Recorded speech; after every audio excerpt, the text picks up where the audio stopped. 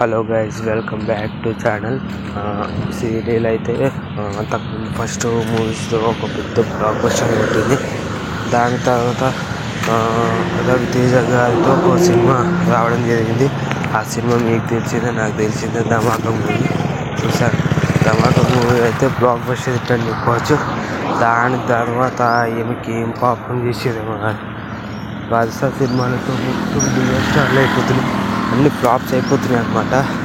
అంతేందుకు extraordinary man, Skanda movie, అలా ఇంకేముంది చాలా సినిమాలు ఫ్లాప్ అయినాయి. ఆదికేశవ, స్కంద, ఎక్స్ట్రాడినరీ మ్యాన్, గుంటూరు కారం అన్ని సినిమాలు డిజాస్టర్ అయిపోయినాయి.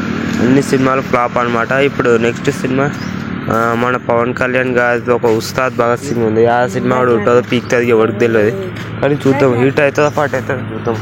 ఈమెకి వరుస సినిమాలు ఆఫర్లు వచ్చినాక మళ్ళీ వస్తే రావో డౌటే అనమాట. ఓకేనా, లైక్ చేయండి, సబ్స్క్రైబ్ టు మై ఛానల్.